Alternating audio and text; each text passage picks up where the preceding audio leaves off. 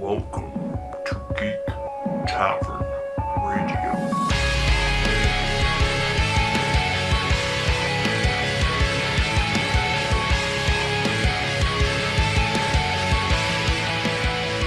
Good morning, good afternoon, everybody. This is Geek Tavern Radio. I am Dax Hastings. We have a very, very special edition of Geek Tavern Radio, and I am with Shill and codeZOR with the MTG. With the MTG. MTG podcast. So, as everybody knows, Geek Tavern Radio, we are primarily a video gaming podcast. However, it just so happens that the majority of Geek Tavern Radio, we love Magic the Gathering. Oh yeah, of course. Guys, this goes way back. Way back. I remember, Cody, we've been playing since, I believe, I want to say 2003, 2004? Yeah, that sounds about right. Shill, when did you pick up the game? Oh, probably about 6 years ago with you guys. Yeah, but in more recent time, we've actually found love in a particular format, and that is the Commander, or as the old-timers would call it, EDH. Elder Dragon Highlander! Yeah. Oh, dude, and I love it. It's a game, I mean, if you would have asked me about maybe 5-6 years ago, I would have said, hell no, that format looks dumb. I'll just stick to I'll just stick to standard and keep blowing all my money on keeping up with keeping up with the standard product. But man, I remember, I think it was Shill. What set was it? Was it the first Commander edition, or I think it was 2013 maybe? Yeah. When we started first. Yeah, it was Marath as Naya. It was something around there. There was the Naya deck. There was, I believe, the Bant deck, Derevi, that bird wizard or avatar. Anyhow, we don't necessarily need to get too much into detail on when and how and why. We really love this format. And before I actually moved to Pittsburgh, we were playing this every week. You guys still get together every single Friday and play Commander. Yep. Every Friday. Every single Friday. And I don't know, I guess before we get into it, which the whole reason why we're here and we are doing this special episode, is because the new Commander 2017 spoiler list is out, which of course showcases... The full deck lists are out. The 4 full deck lists are out right now.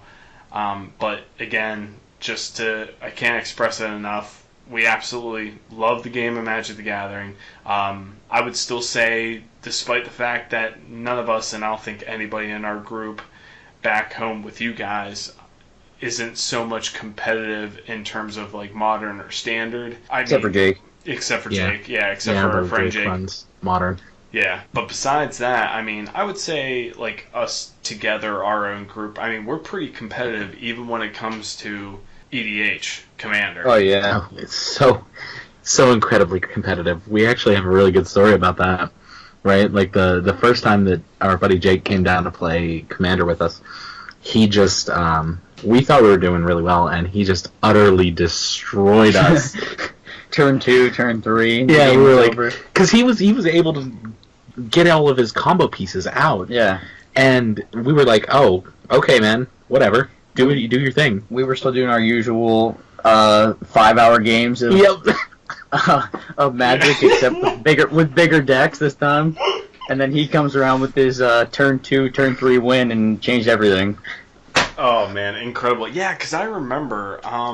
I don't know if I had just moved, maybe, because I remember it was around the time, yeah. Yeah, for sure. I remember it first started out with me and Shill buying those pre-cons, and then you immediately... What did I get? Mizzix. No, that was not your first pre-con. Aloro. It was Aloro, right? Yes. Oh yeah, Aloro. Yeah, and I forgot about him entirely. That was the Esper Commander of the Commander 2013, I believe. But yep, that was 2013. It was with Nekusar, Aloro, and Derevi, and I forget who else. Marath. But it was Marath, yep. Yeah, Marath. But, yeah, I mean, it started out that way, and of course, Cody's home was the center, the arena, if I may say so, of where we would all collect and play.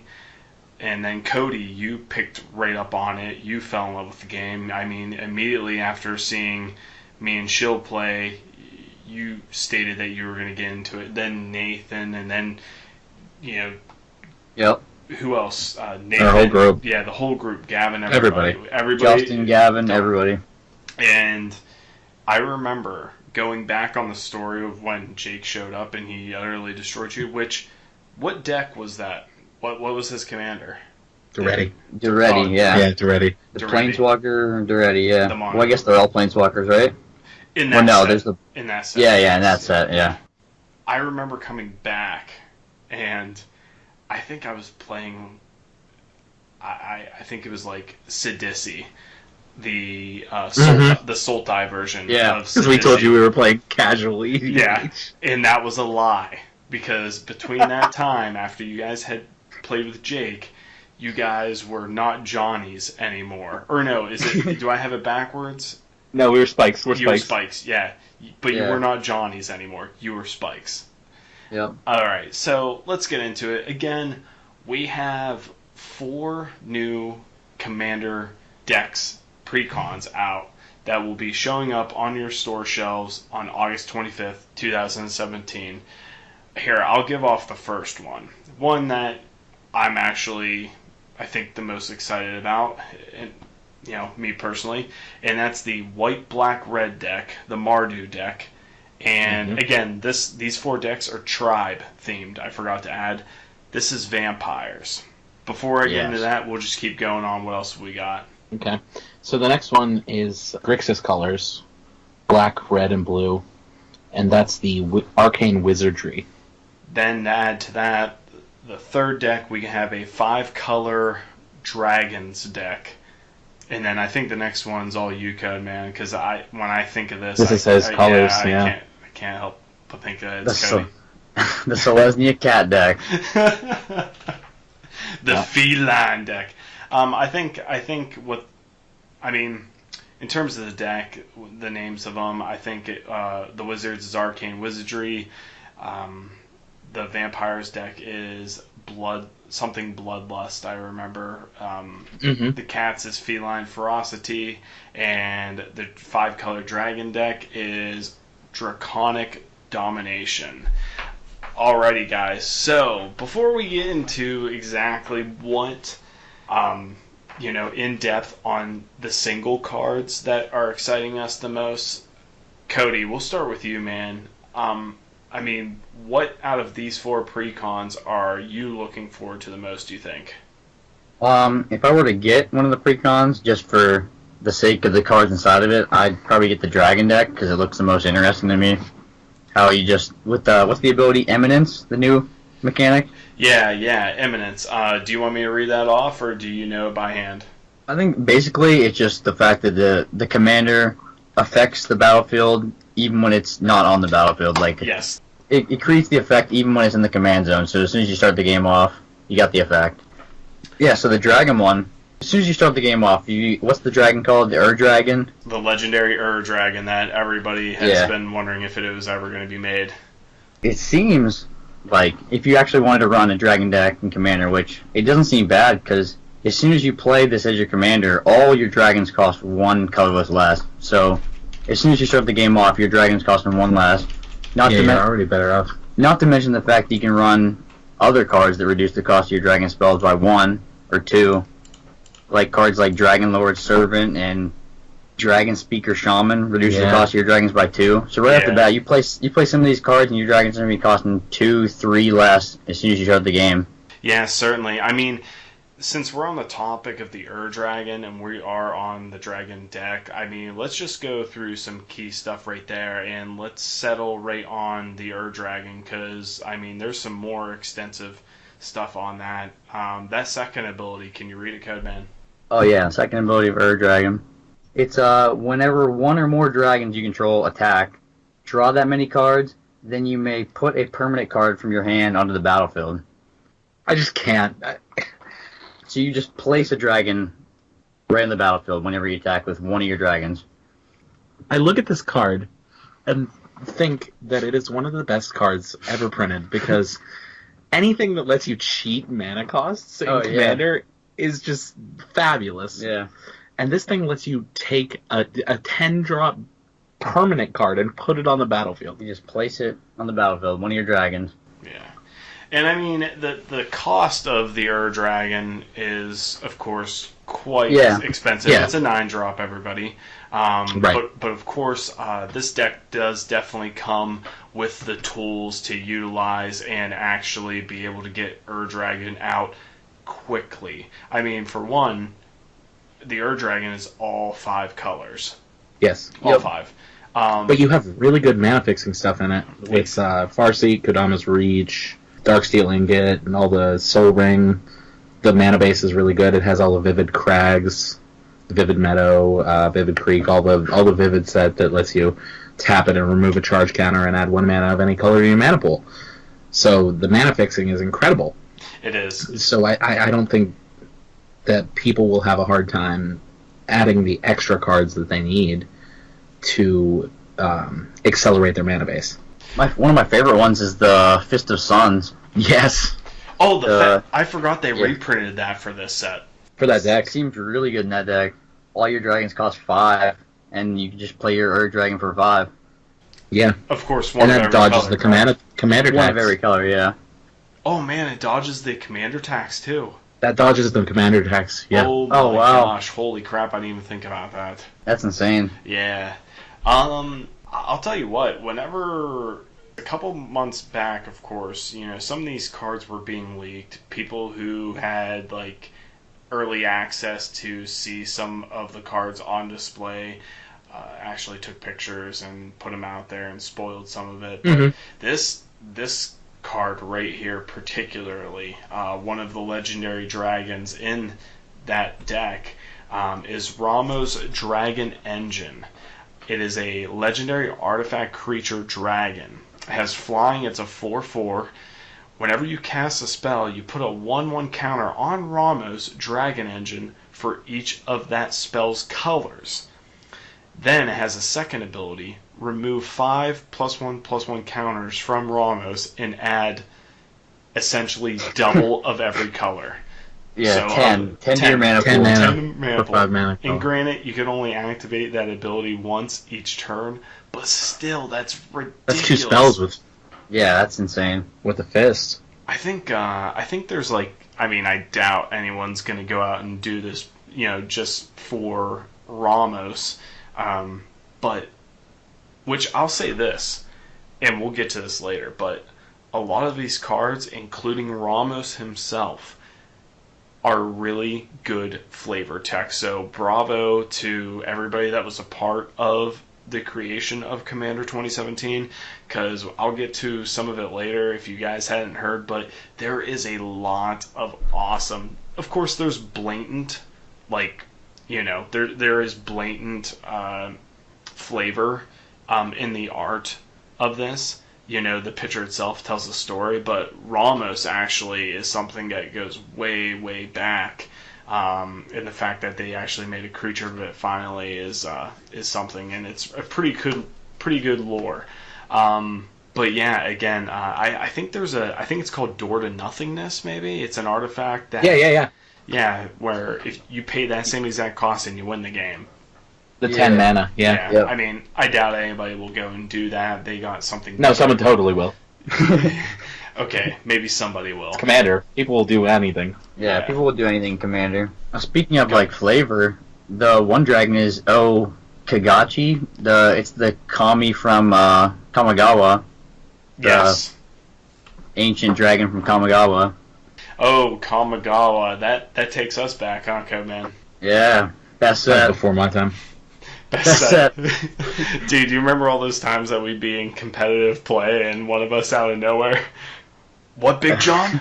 we would just call out somebody's a random name. Everybody would be playing competitive Magic, standard Friday Night Magic, and one of us out of nowhere. What's the best set? Oh wait, what? Big John, Kamigawa's your favorite set? Your favorite set is Kamigawa? Wow, I didn't know that. Oh, but yeah. Okay, so as for Kamagachi or Okagachi, however you pronounce it. Okagachi, what? Yeah, something. Alright, so he's a 6 converted mana cost. He's 1 of every color and 1 generic. He has flying and trample. He's a 6/6. Whenever Okagachi, the Vengeful Kami, deals combat damage to a player, if that player attacked you during his or her last turn, exile a target non-land permanent that player controls. I mean, it seems like a fairly powerful ability. It's not bad. Yeah. It's a powerful ability, but I don't think that I don't think in our playgroup we're going to see much use out of it because, we don't swing a whole lot until we try to get to the point where it's lethal. Yeah, there's not too much combat damage in our meta. No, but I mean, Maelstrom Wanderer. I know there's a lot of people who do have tons and tons of combat damage in their meta, though. Yeah, I mean, in all honesty, and that's the way I'm trying to go. I'm trying to create a deck where it is mostly. I mean, I do have one deck, I guess. My 4-color Cascade deck, Yidris the Maelstrom. Oh yeah. Yeah, the Maelstrom, not the Maelstrom Wanderer, but the Maelstrom Wielder, I think it is. Maelstrom Wielder. Yeah, that one's definitely combat win. But yeah, I mean, you guys, a lot of you are mostly into concentrating, not giving two craps of what the person to the left or the right is doing, and trying to just get off on one of your combos. Well, until our stacks player decides that he's going to screw with everybody's game. Yep, that too. Oh, dude, I can't wait to, play with you guys again, get on that, and see how the stacks deck is. Oh, that's all Gavin plays now, is stacks. Yeah, it's all he plays is stacks. Every deck he makes has a winter orb in it. Oh my god. At least a winter orb in it. Oh god. So anyway, getting back to the other decks. Yeah, certainly. So how about Vampiric Bloodlust? There it is. I looked at this deck, and it seemed incredibly familiar to me. How so? Tribal Vampires was pretty popular in Modern when we were back when we were playing more casually. Yeah. At least in our group. Oh yeah. And most of the stuff that's being reprinted is just the iconic vampire stuff. You see Vampire Nighthawks in there, Blood Artist, Sangromancer, Anawan the Rune Sage, Blood Baron of Viscopa, Butcher of Malkar, a lot of really great stuff. But I think that, most importantly, my favorite from that whole thing is the actual main commander, Edgar Markov. Every time you cast a vampire spell, you get 3/3? No, 1/1 Black Vampire. 1/1. Oh, a 1/1 vampire, sorry. But when he attacks, you put counters on all your vampires. Yeah. Including That's just him. Incredible. Including him, and he has haste. And First Strike. Haste and first strike, yep. Alright. He's what, 4/4, I think? 4/4? Yep, Yeah. 4/4. And all Mardu colors, and then 3. Can I elaborate a little bit more off of him? Oh yeah. Oh, absolutely. I'm really excited about the vampire deck. I've been wanting to run these 3 colors for the longest time. I've wanted to make a Mardu deck for a long time as a commander deck, and I mean, granted, you have what's the chick's name that brings in any angel, demon, or dragon that you run? Shill? Kalia of the Vast. Kalia the Vast. I don't want to run Kalia the Vast though. I mean, that's strictly and mainly the go-to commander. I just wanted something different, and I didn't want to make a dual commander deck of those colors. So for one, to see these colors got me excited, and then the fact that it was going to be tribal and it was going to be vampires, it makes sense because the vampires have been associated with every single one of these colors, whether it was in the Innistrad blocks or whether it was in the Zendikar blocks. The fact that Edgar Markov, as a general, granted he's a 6-drop, he's and that's pretty hefty. I particularly like to keep it anywhere from like 4 and below on my generals because of the taxing. The fact that he has First Strike and Haste he comes out, he swings, and he's already immediately a 5/5. And if nothing has happened to any of your vampires yet, I mean, up until that point, who knows? I mean, if you're at least on curve, laying down 3 vampires before him, right there, you have him as a 5/5, and you have 3 2/2s swinging. I would say maybe by turn 5, you know, depending on what your curve is, what you got going on. All in all, in the end, this deck, most of these vampires have flying, lifelink, or first strike, death touch. They come packed with a lot of good baggage. And there's one card in particular that I'm looking forward to adding to this deck whenever I change stuff around, and that's actually a human, a 4-drop mono white creature. It's a 3/3, and it is the he's the Lunarch Marshal. What's his name? Audric, that's it. Audric the Lunarch Marshal. Yeah, that would be really good in that deck. The second version of him. Not the first, but the second. Where you get all the abilities. Yeah, man. Yeah, it's absolutely nuts. I mean, what are some other cards in this that spike your interest, guys, in the Vampires deck? I mean, the basic vampires, like they all seem pretty strong in their own, like vampires usually are. And these are all the vampire colors, like you said, just brought together. Yeah. I'll elaborate on one of my favorite cards that's in the deck. Captivating Vampire. Yes. Other vampires you control get +1/+1, and then you can tap 5 untapped vampires you control, which is an activate ability, so haste doesn't apply. You don't have to wait for this ability to be activated.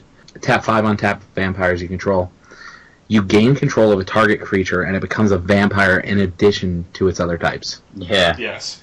Dude, this is a perfect card for this. And that card, I don't know how much it is now since, you know, they revealed that it, you know, was going to be a card, a reprint. But I could have sworn that card was actually fairly expensive. Like I thought so too. When it was released first, I thought it was pretty high up there when it came out. I thought it was at least, even before we heard anything about vampires or dragons or anything, this whole tribal commander set, I could have sworn it was at least, and I could be wrong, I think it was like at least 8 to 12, or like above $8. Safe bet. It's still $8 on Card Kingdom. Yeah, because, and is that due to the drop because of the reprint, or... It could have been, yeah. It could have been. Because it's $5 for the Commander version, but $8 for the 2011 core set. Yeah, Vampires is a very, very, very popular tribe. It's a go-to tribe when it comes to kitchen table magic. Yep. Another vampire. Matter of fact, I'd like to read off, the next generals in this deck, because I really think that they're pretty cool, and they're all each different. But right here, we have Malthus, the Fiend Hunter. It's a 3-drop, so it's 1 red, 1 white, 1 black, the Mario colors. It's a 3/3 vampire with menace, and it states that at the beginning of your end step, put a bounty counter on a target creature an opponent controls. For as long as that creature has that bounty counter on it, it has, when this creature dies, each opponent draws a card and gains 2 life. I like the politics. I have to talk about this card because I hate it. Why? I don't think it's good. So, that ability is cool. But if there is a threat on the board that is affecting everybody else, people are already going to be focused on that player. Yeah. So I don't think that you need to put that ability on a creature card. So I'm not impressed by this guy at all. Codeman? I'd go the same boat as Shill. Like if there's a real threat, and the whole team, like the squad and the politics, they're gonna know what the real threat is, and they're gonna already have eyes on killing it before you even have to worry about putting a bounty on it or giving them extra cards or extra life for getting rid of it in the first place. Because everyone's gonna already have a general idea of what to get rid of if they want to stay in the game. Yeah, certainly. I mean, let's look at it this way, and I do agree with you guys. I see this legendary vampire as a hit or miss as a general. I understand that a lot of people out there, of course, are brewing, not just with him, but with all the other new commanders in this set. But a lot of people are excited about him because a lot of people like the politics that goes into playing commander. Yeah. I mean, I can see that.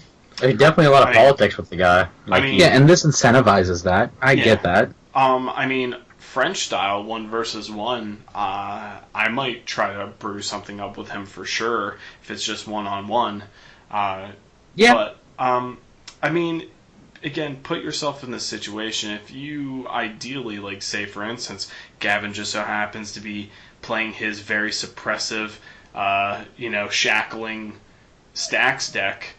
If I'm running this guy, I mean, I'm probably just gonna go and maybe pick on him. If I were running this guy, I would just pick on one person the whole time starting out. But however, with the politics and everything, if you're picking on the wrong person, for one, and they just blow you out because you make immediate, attack on them, or, I mean, the fact that everybody, each opponent, like me personally, if I'm running this deck, I don't want you guys gaining 2 life and drawing a card every time this dude's creature dies. Yeah. I mean, granted, it helps paint a target on somebody else, on somebody else's creature, and it kind of, might help,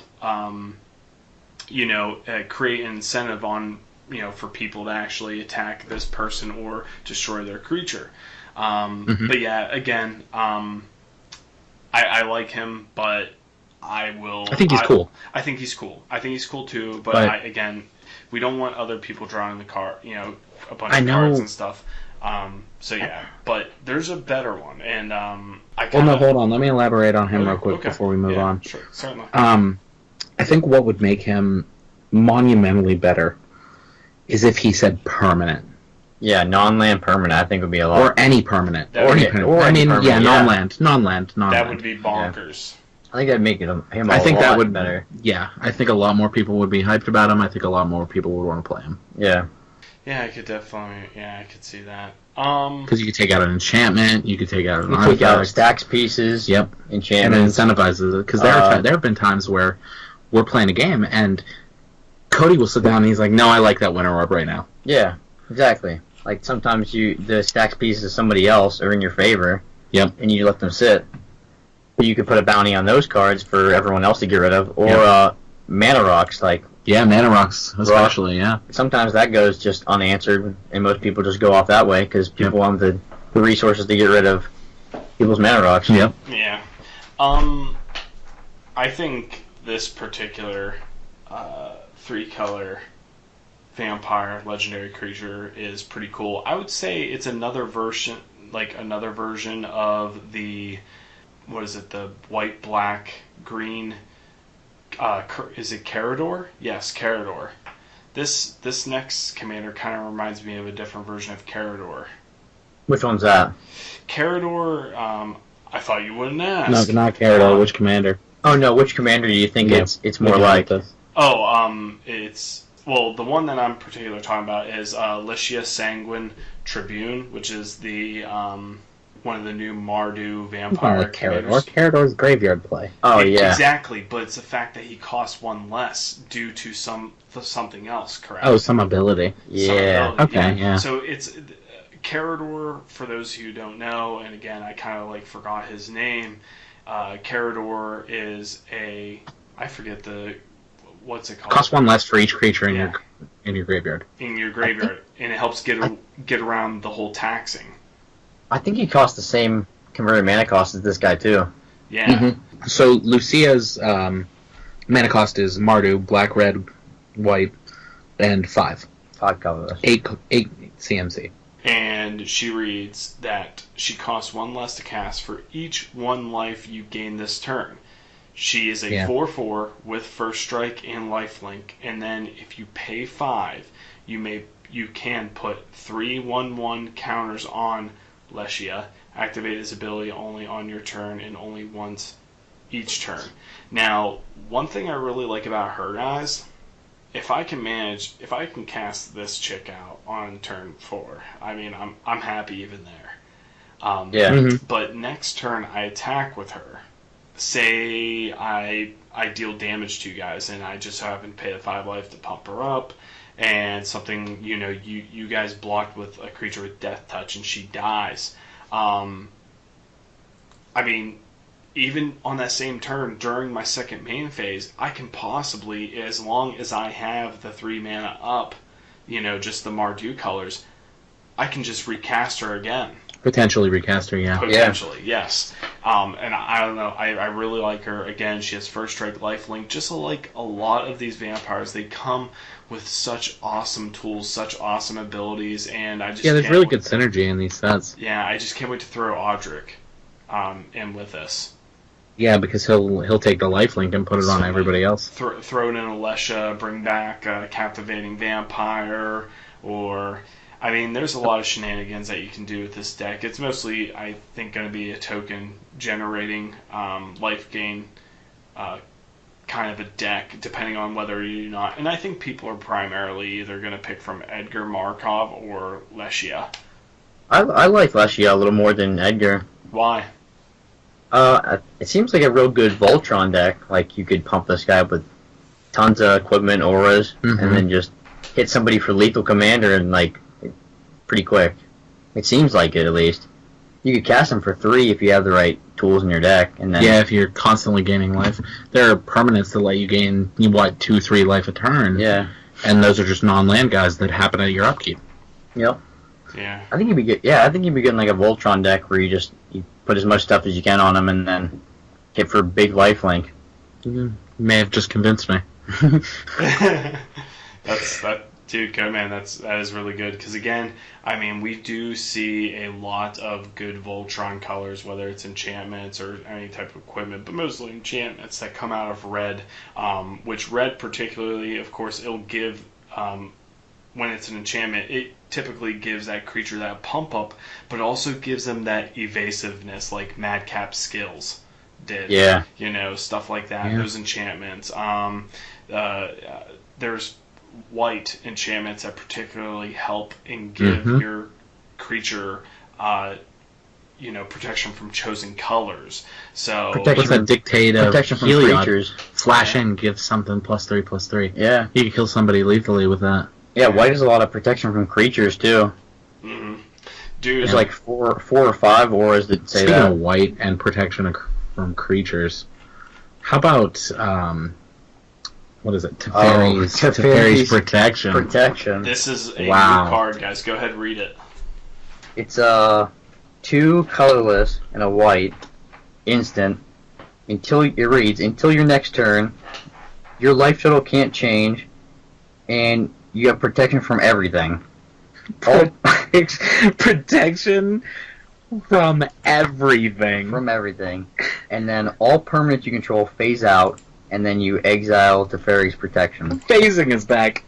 It just seems like an all-around good card in Commander. Like, it's stuff to remove yourself from the game. Yeah, you save yourself from mass land destruction, board removal, and everybody else is just wrecked. But not just that, it helps me afford the time. So when I'm playing this, and right once I cast it, guys, I'm gonna go take a piss probably after I cast the spell. I'm gonna go wipe my hands afterwards because that's sanitary. Probably grab myself a beer. Ask whether one of you guys want a beer. Sit back down. They will. Hell, hey, maybe I'll throw a couple Hot Pockets in the oven. But the purpose is that it just gives me time. It gives me time to relax, sit back, and just wait one whole turn without even feeling any consequence. Because you can have your combo in your hand. You just need the mana. Exactly. You could have your win condition out on board, and this affords you that time and protects you from everyone else's chaos. And now, a lot of the times in Commander, it's just that one turn you got to survive. Yeah. Before you win. Go ahead. This does it. Yeah. Like this is the exact card that you need in Commander to say, hey, you guys don't win yet, and when it's my turn, I'm gonna win. I think and that's it. I think this is going to be I think this is going to be one of those single cards that most certainly gets bought as a single, despite somebody might be buying maybe impossible to find. a different, despite for the under fact 20 that, bucks. and despite the fact that someone's going to go and maybe buy a different deck, they're definitely going to go out of their way. As long as they have any other type of white-based commander deck out there, they are going to buy this card. This is an absolute must. There's something else that actually got me, and it's the fact that they put in a win combo in this deck. Let me see if I can get it. I believe it's Sanguine Bond got reprinted in this, correct? Yeah, it did, but the combo is not included in the deck. No, but... So for anyone unfamiliar with Sanguine Bond, if you play the card Exquisite Blood with it, Sanguine Bond is the one that reads, when you gain life, they lose that much life. Yeah. Exquisite Blood says when an opponent loses life, you gain that much life, so it just keeps comboing on the stack. And I think Exquisite Blood is the actual card that is a little bit more pricey. Yeah, it definitely is, and I can see why they didn't put it in, despite the fact that they put a card that is relatively the same or near the same price as it, and that being the Captivating Vampire. But they actually did put a combo piece in with that card, because I honestly didn't know this card existed. So there was a card, and this is indeed a reprint. It's a sorcery. It's called Blood Tribute. It's a sorcery. It's 2 black, 4 generic, and there's a kicker cost. Tap an untapped vampire you control. You may tap a vampire you control in addition to any other cost as you cast this spell. Target opponent loses half of his or her life rounded up. Oh, yeah. Wow, that is a combo. Yes. If you kill somebody like that.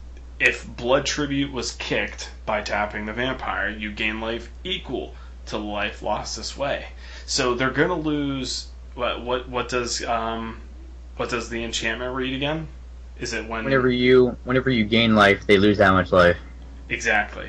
So by going and you're making them lose their half of their life, you're going to gain that life, and then here, with combination to the the enchantment, they're going to lose that other half. The other half. Yeah. Yep.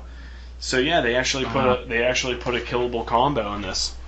Wow. I wonder if all of them have a killable combo that people just haven't noticed yet. I don't know. That's definitely the only one I've seen. Oh, guys, Swords of Plowshares. Swords of Plowshares is in this deck. Yeah. I don't know. Happy to see that getting there's a Outpost Siege. That's a very awesome enchantment, at least back in standard day of codeZOR here. But I think Door of Destinies. Oh, yeah, Door of Destinies is in there. They put some good cards in the decks. Yeah. In the cat deck, there's Mirari's Wake is in the cat deck. It doubles your mana and gives all your creatures +1/+1. Yeah, while we're getting onto the cat deck, let's talk about that a little since bit more. You kind of just forcefully segued us over to the cats. Let's go. Let's go, Feline.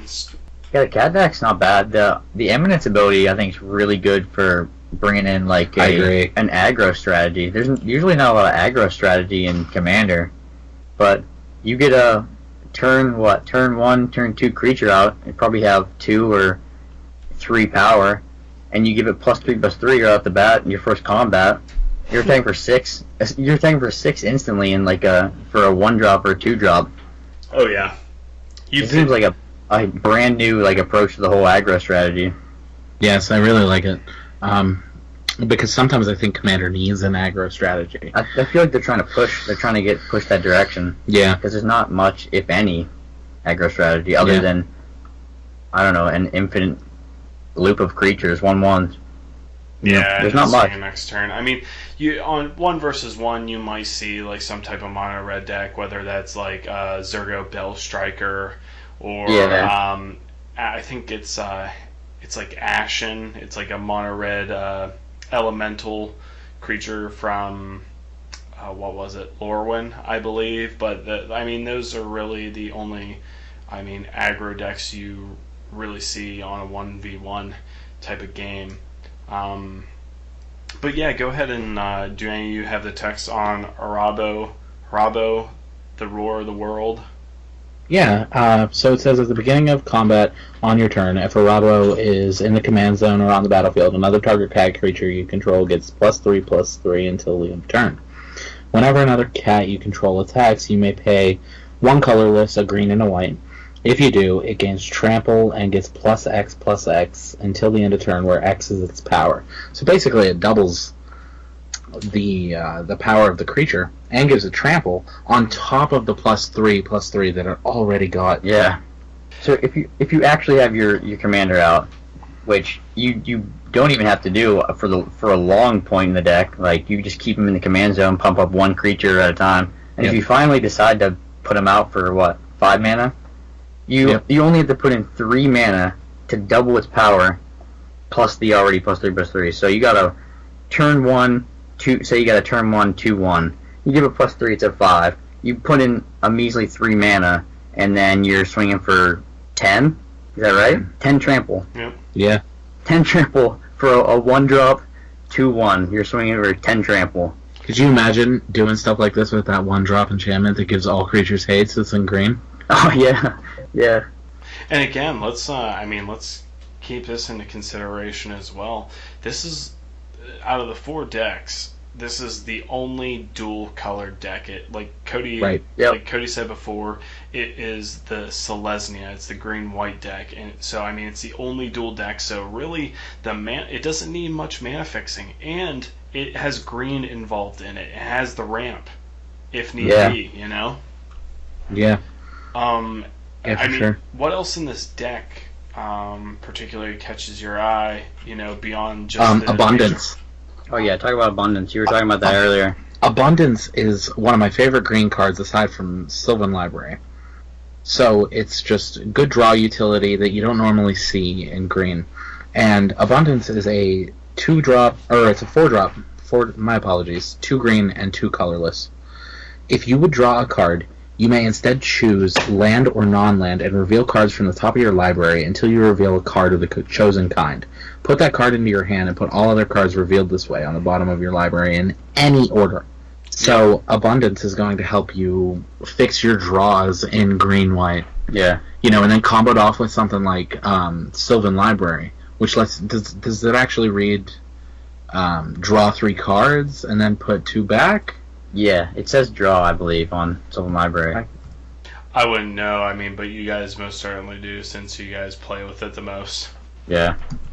Another card I liked in that deck is the Bloodforged Battle Axe. Did you see that? Mm-hmm. It's a 1-drop, 2 to equip. It gives equipped creature +2/+0, and whenever equipped creature deals damage to a player, you create a token copy of the axe. So you just make endless 1-drop, 2 to equip, 2/0 axes until you're eventually blocked, I guess. It's the axe from Mirrodin, the original Mirrodin Battle Axe. I forget what it was actually called. Yeah. Except you just copy it if you actually deal damage to a player. Oh, I see. Which app is that? Okay. Yeah, this is one of the newer cards, huh? Yeah. Yeah. I like that they're going the direction of artifact equipments with Nazin, Revered Bladesmith. So what he reads is that when he enters the battlefield, you can search for an equipment card and reveal it. If you search for a card named Hammer Nazin this way, put it onto the battlefield, otherwise put that card in your hand. So it's a tutor for any equipment in your deck, and then shuffle it back in. Or shuffle your library, sorry, my apologies. And then whenever an equipped creature you control attacks, you may tap a target creature defending player controls. So if you're running a ton of equipment, you can just throw it on each of your creatures, swing them, and then tap down somebody else's entire board so that damage just goes in. How about the fact that we have a 3rd version of the legendary cat, Miri? Miri? Which one is that? Well, now it's Miri, the Weatherlight Duelist. She's one of the legendary dual-colored creatures in this deck. Yep. Do you guys have text on here? Yeah. Miri is a 3-drop, 3/2. 1 green, 1 white, 1 colorless. She's got first strike. Whenever she attacks, each opponent can't block with more than 1 creature this combat.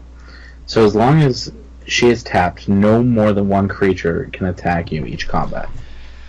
Honestly, I think out of this deck, this is probably the commander that I would go for. I'd probably make like a green-white hate bears type of deck. Okay. Oh yeah. I mean, yeah, she obviously creates, I think, really beneficial restrictions. Again, whenever she attacks, each opponent can't block with more than one creature this combat. As long as Miri the Weatherlight Duelist is tapped, no more than one creature can attack you each combat. I don't know, man. Like, I think this card alone is a card that I'm going to buy a single of, and I'm probably going to try to craft some type of Hate Bears deck around it. Yeah. It doesn't seem bad for that at all. No, I mean, I'm all for her. I'm going to try to make a Hate Bears deck. As a matter of fact, I'm going to see if other people are actually concentrating on her and trying to generate a good deck out of Miri the Weatherlight Duelist. What else on here, guys? What else catches your eye before we go on to the main event? I'm a big fan that they're reprinting Argentum Armor. Yeah. I think it's Argentum Armor is a 6-drop. Equipped creature gets +6/+6. Whenever the equipped creature attacks, destroy target permanent. And it equips for 6. Yeah. Nate always uses that card. Yep. Dude, But it's really good. It's really good control for a deck that swings in for damage. Yep. Hey, So like an aggro cat deck, it's almost perfect then. yeah. Would you say there's a lot of cards in each one of these decks that kind of feel like they should be in a different deck? Like, yeah. Kind of more, like, for instance, like, I think it's a Quadius Spike or Quintenus Spike. Yeah. It's a 3-drop. Quietus Spike.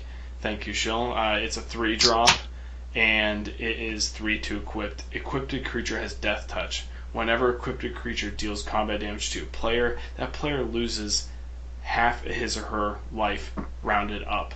I mean, to me that seems like it should be in the vampire deck. Yeah. It's in the cat deck? Is that what it is? It's in the cat deck. It's in the cat deck. Which, I mean, granted, why not? Why not run that? But I mean, I can't particularly find some other stuff, but there are other cards in different decks that I just kind of like shook my head and I'm like, wait, why isn't this over in this deck? Quite a spike, though. Yeah, it's weird that it's not the vampire deck. It is, man. I don't know. I know I'm sure as we go on, maybe I'll see some other ones that kind of just, catch my eye. And I don't know. I know for a fact there's other ones that it just feels like it's almost as if they purposely place them into these different decks that kind of like, it's kind of like bait, for you into maybe not just buying it as a single, but saying, hey, look at this whole deck and it has this card that you're really interested in. Buy this one too. When you said that, I went back to look at the vampire deck to see if it was in it, because they did that with the dragon deck and the wizard deck. They both have a copy of Niv Mizzet in it, the dragon wizard. So I thought maybe one has the Fire Mind and one has the Draco Genius. Oh, they're the different ones. Yeah. Oh, okay. Wow, yeah. Yeah, the Niv Mizzet, the Fire Mind, is the one that deals 1 damage when you draw, or whenever you draw a card, it deals 1 damage. Yeah. And then you can tap them to draw a card. The other one, I think you have to pay the ability to draw the card and deal 1 damage. Yep. Is the Fire Mind in the wizard deck? The Fire Mind is in the wizard deck. Yeah, that makes sense. And that if I was a part of the R&D I'll tell you this much, the Curiosity combo won't work in that, because you will mill out before you kill your opponents. Yeah. Yeah.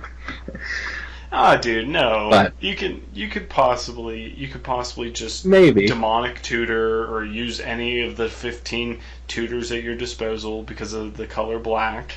And, you could probably kill one person. And then die. And then die. Just in spite of somebody that screwed you over. You could look for Laboratory Maniac. You could win that way. Yeah, you could get Lab Maniac. Which is a wizard. That kind of belongs in the wizard deck. Yeah. Oh, dude, there's just so much. But, since we're already foreshadowing or casting over into, the wizard deck. Wizards. Yeah, let's head over in that area. And hey, since Shill, I think this is the one that you're most intrigued with, or am I wrong? So I really do like the main one, Inala Archmage Ritualist. So whenever a non-token creature enters the battlefield under your control, if she's in the command zone or on the battlefield, you may pay 1. If you do, create a token that's a copy of that wizard. That token gains haste, and then you can immediately swing it, and you exile it at the beginning of the end step. And then you can tap 5 untapped wizards you control. When she's on the battlefield, you can do this to have a target player, actually. It doesn't even say opponent. Target player loses 7 life. So I'm excited for her because wizards have a ton of versatility. I mean, there are whole decks that are built around Azami, which is in this as well, where you can tap an untapped wizard and draw a card. So I think that this Inala Archmage Ritualist is probably gonna see play because you're gonna have that black utility. Yeah, I mean, of course, Inala is primarily, I mean, it is all about the whole enter the battlefield trigger fiasco. I honestly haven't sat down and actually taken the time to see, based on Wizard Tribal, what all wizards can I put in here with really good enter the battlefield effects, because I think this deck in particular, with her at the throne, can potentially just get crazy and out of hand. But of course, for the person who's actually casting the spells, the person who's actually holding the cards of that deck, I think they're going to have a lot of fun. They put a lot of synergy in the deck, especially since when your token copy of the wizard gains haste before you exile it, and there's a lot of, like you said, tap abilities. Enter the battlefield abilities, and if they don't have an enter the battlefield ability, they have a tap ability. And the tap abilities seem really strong. Like, one of them is you change a creature to a 0/2. One is Apprentice Necromancer. You pay a black and tap him. You sacrifice him. You return a creature from your graveyard into play. And there's a bunch of good synergy with just tapping creatures. This guy, how do you pronounce this? Mercurial Chemister. Mercurial Chemister. You play him. 6. You tap him and pay a blue. You draw 2 cards. Tony Stark. Yeah, Tony Stark. Tony Stark, yeah. So you play the original, you make a copy of him, you can, if you have enough mana, you can draw 4 cards right off that trigger. Mm-hmm. A lot of good synergy, I think. I'm thinking of stuff that's not even included in the deck. Yeah, I didn't Trinket Mage. Yeah. Oh, Trinket Mage enters the battlefield, you fetch your Soul Ring. Yep. You copy that Trinket Mage, you fetch any other mana rock that you can think of. Mana Crypt, Mana Vault, Mox Opal, any of them. Snapcaster's not even in the deck. Snapcaster, well, of course, of course it's not. But that would be a great addition to this deck. Yeah, I'd shit my pants if I put it there. It needs a reprint. I would buy. It needs a reprint. I would to buy drive the 4. price down. I'd be the first one there. To buy 4 of these for Modern. Just for Snap. But anyway, the Archomancer, the 4-drop 2/2 that lets you get an instant or sorcery back from your graveyard. You pay that extra mana, you get 2 instant and sorcery cards back. The 1 mana is real cost effective for some of these abilities. For just 1 colorless, you make a copy of something. Seems pretty good. In all honesty, I don't know if I would say that out of just the precons itself, I don't know if I would say that the Wizards deck is the strongest. Not in precon, I don't think. Maybe not even the second strongest, but however, I think it has really awesome cards with a lot of potential. I mean, the buzz around all of this, especially, the Wizards deck alone. Everybody's talking about Kess, Dissident Mage. Codeman, you want to read it? Kess Mage. I don't have her up, but I can find her. I got her. So she's Grixis colors, 4 mana, CMC, a red, a black, a blue, and a colorless. Yeah. So during each of your turns, you may cast an instant or sorcery from your graveyard. If that card was cast that way, if it would be put into your graveyard this turn, exile it instead. She basically gives everything in your graveyard flashback for its mana cost. She's basically a Snapcaster Mage. Yeah. each turn. This is Snapcaster's mother. Yeah. This is Mama Snapcaster, pretty much. I agree. And she's a 3/4 of flying. 3/4 of flying. Mm-hmm. That's impressive. It really is. Yeah, she's going to be hard to kill right off the bat. You know, you'd have to use something that targeted her specifically. Shill, was it you out of our group that wasn't all that too, Yeah, I'm not. impressed? I'm not super impressed with her. Why? Well, I don't like her as a commander. I like her as something that's in the 99. I think that I run Mizzix as my commander, so I do a lot of spell slinging. My spells tend to be a little higher in the converted mana cost. Yeah, they do. So, I have tons of stuff that lets me use flashback. You know, Past in Flames. I have a cool combo with Runic Repetition, and I'm blanking on it, but it basically fetches a card from your graveyard and puts it back in your hand. And it has flashback, so you just keep doing that combo over and over again.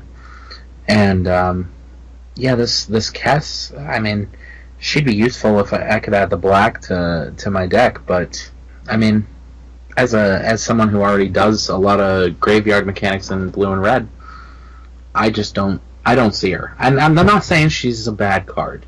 No. So she's definitely not a bad card. No, she's definitely amazing.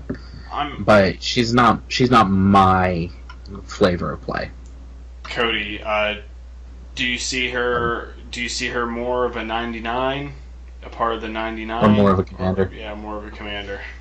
I think she'd definitely be a good card in a 99, but I know some people are going to try making her commander. I just don't understand what their strategy, like what their game plan would be.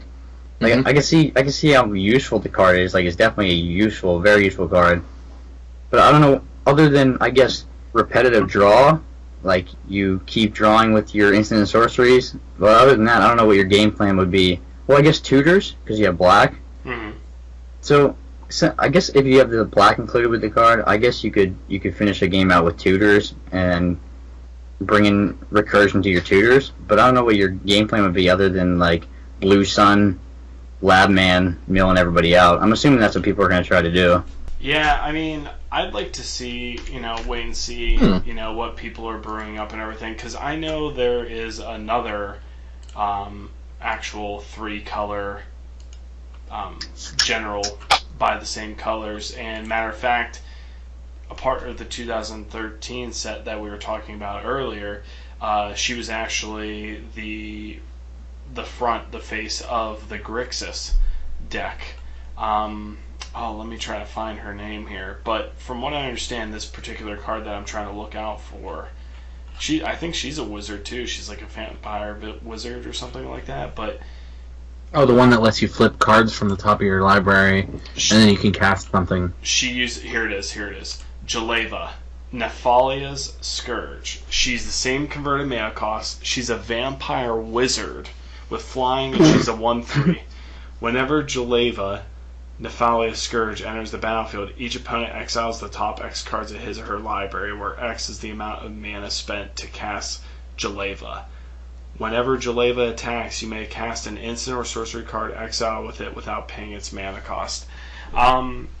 I see that more so being my general in any Grixis deck. Mm-hmm. I mean, because again, this Jaleva, same converted mana cost, a little bit less in power and in toughness, is just more versatile. So I understand what you guys mean, Cody. I think you started leaning towards that way. The whole con of her as your general and not being a part of 99 is that I think you were trying to get to the fact that she's really not that versatile. There's no clear direction with their plan or strategy. Exactly. And whenever you make reference to a card like Jaleva, something that is very somewhat similar to her, it kind of blows Kess out of the water, because this card, I mean, out of Jaleva, it's controlling. I mean, it's control. It's very versatile in the fact that Jaleva is allowing you to play cards from your other players,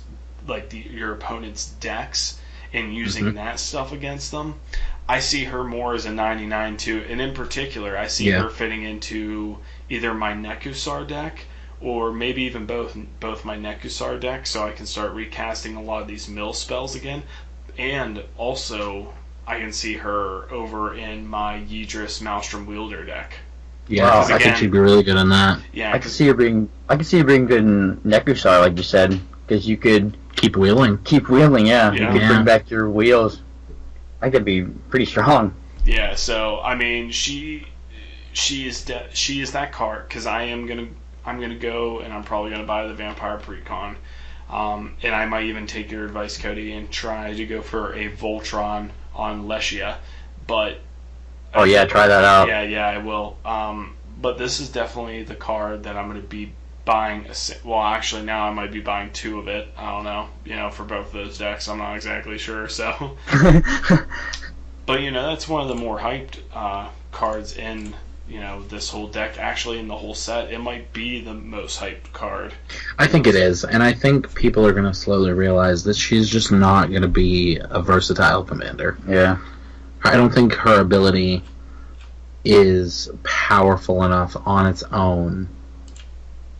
And that's, I'm countering a very popular opinion, but I genuinely don't think that a lot of people are going to end up using her as the commander. The strongest point I can find for making her a commander is the fact that you could bring recursion to the busted tutors in commander, and the many busted blue draw spells in commander. That's the only thing I could give her though as commander. But it doesn't seem bad. The color black is definitely strong in commander. Yeah. So people are going to try her out. They try out everybody. Yeah, and we'll see what ends up sticking. Mm-hmm. You just got to see what sticks. But man, so moving on. Yeah. The last commander in that wizard deck is Marisol the Pretender. So Marisol is very popular because he gives a lot of artifact synergy. Artifact players love to have blue and red. Mm-hmm. So when he enters the battlefield, you may exile an artifact or creature card from your hand or your graveyard and put a cage counter on it.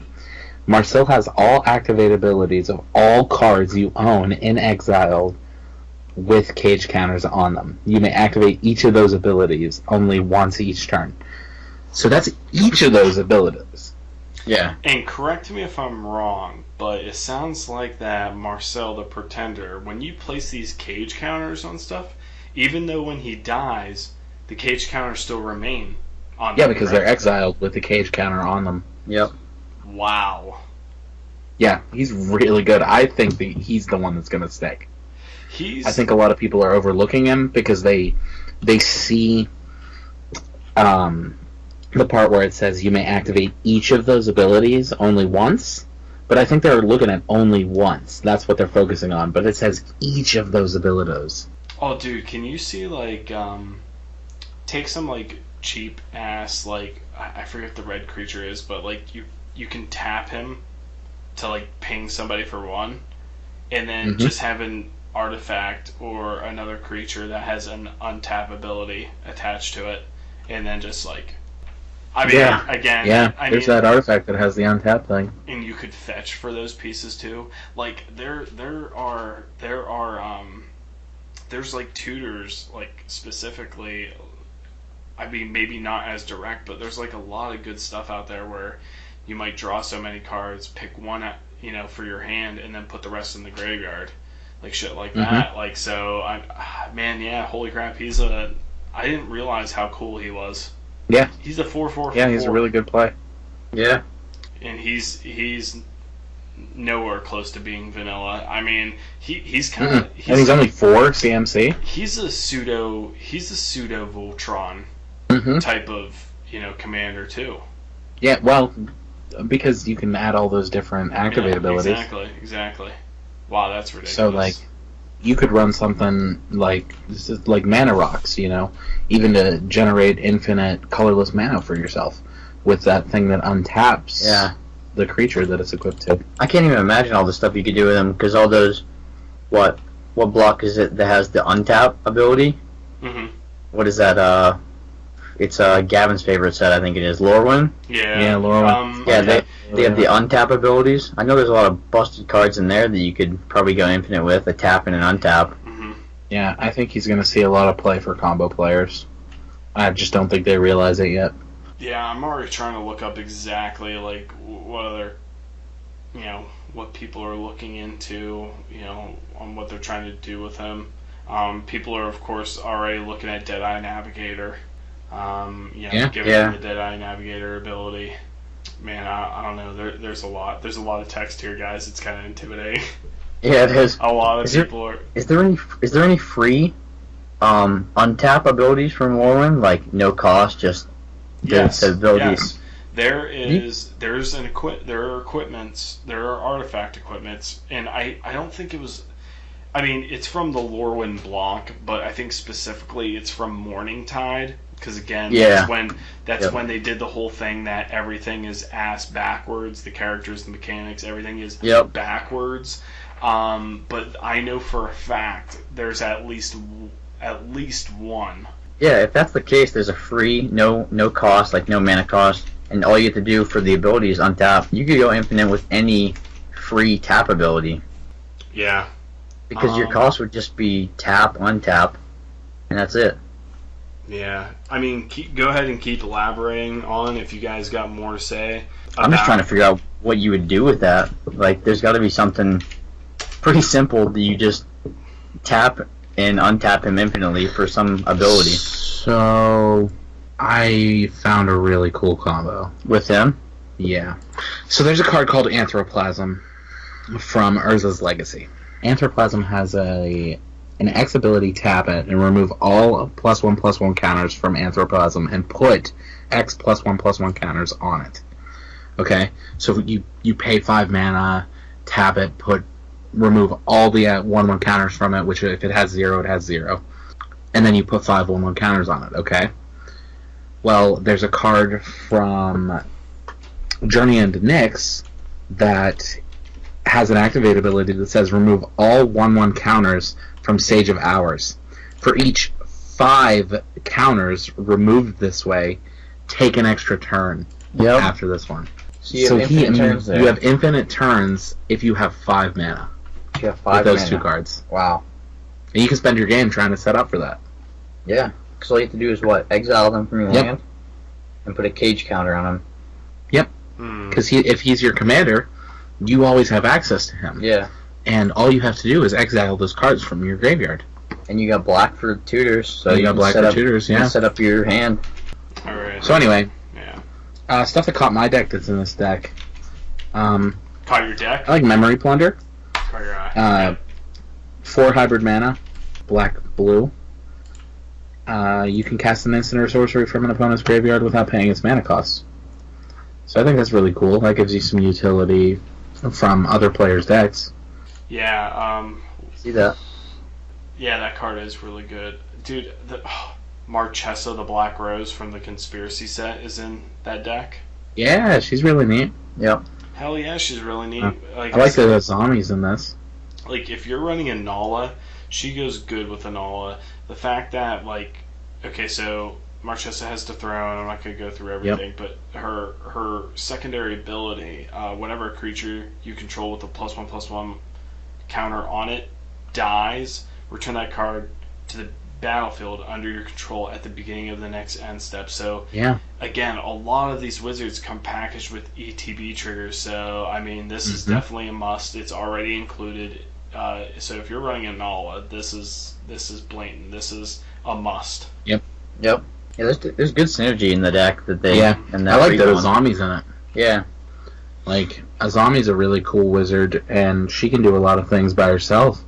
You could, with, Mind Over Matter, you can just keep tapping wizards and drawing cards and discarding cards and untapping wizards and drawing cards. And it's a really good combo.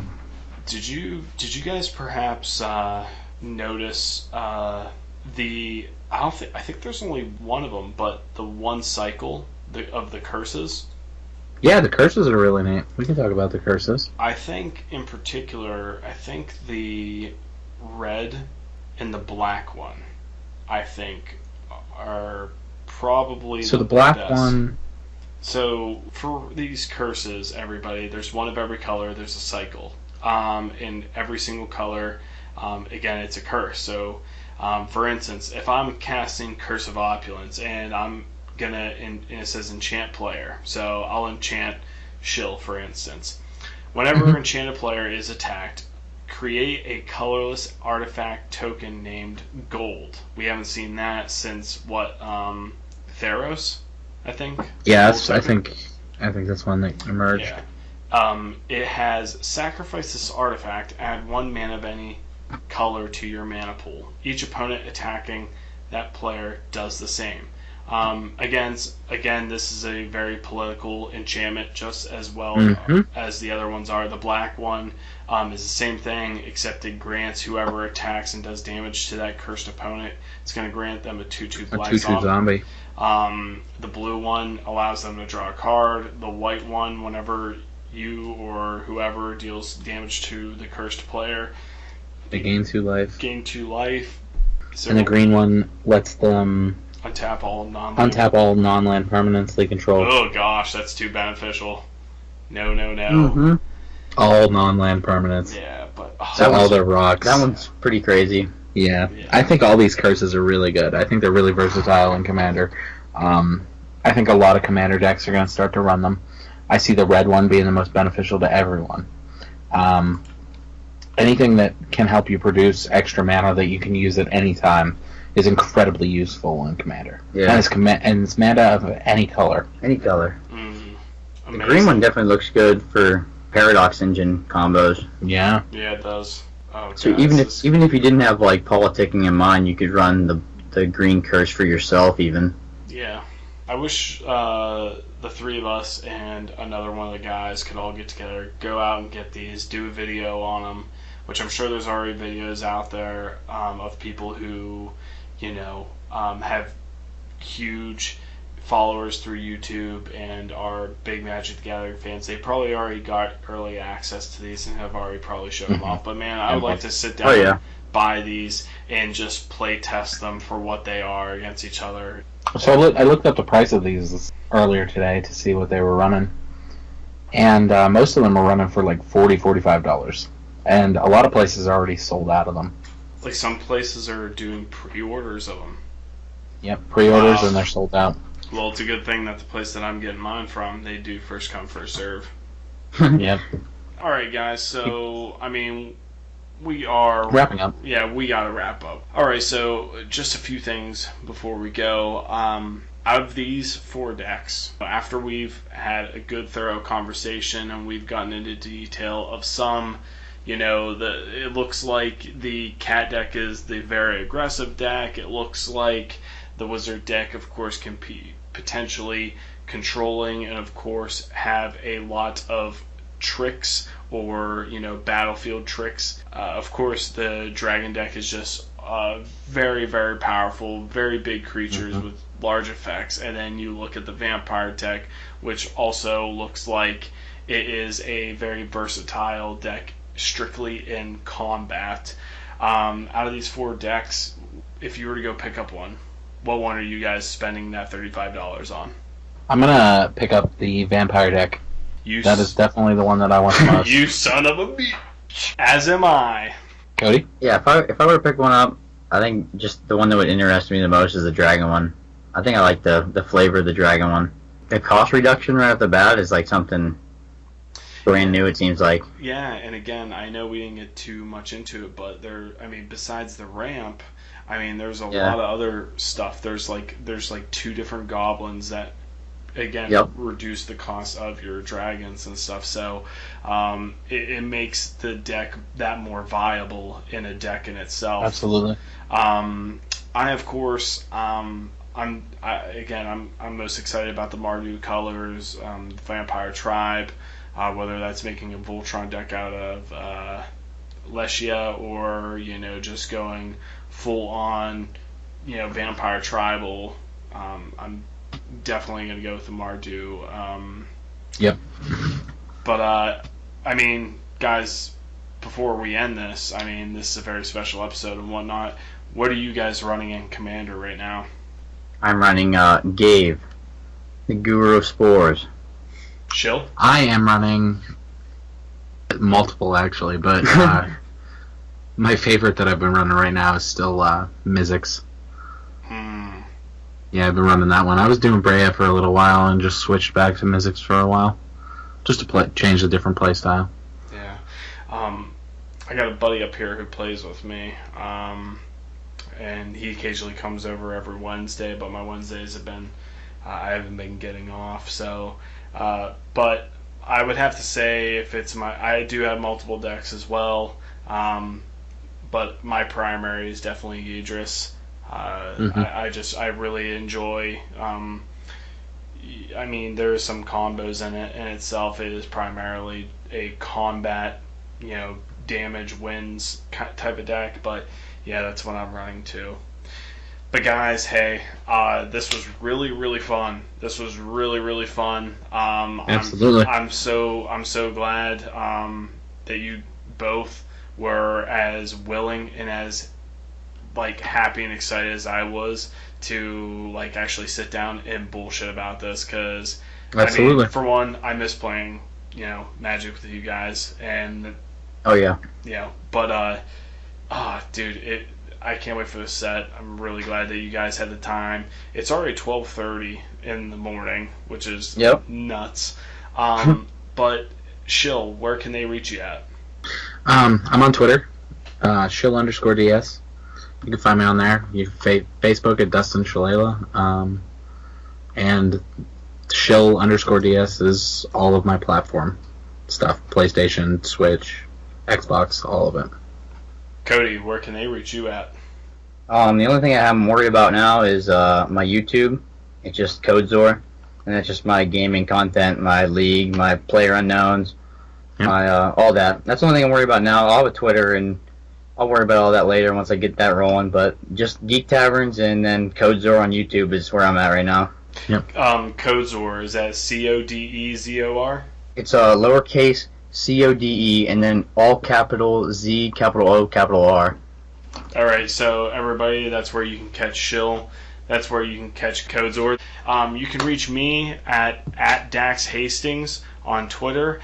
And anyhow, if you would like to email us, you can email us at geektavernproductions@gmail.com. Again, that is geektavernproductions@gmail.com. Go out of your way. Send us a message. Tell us if you like us. Hell, tell us if you don't like us. Either Tell way, us why you don't like us, too. Tell us why you don't like us.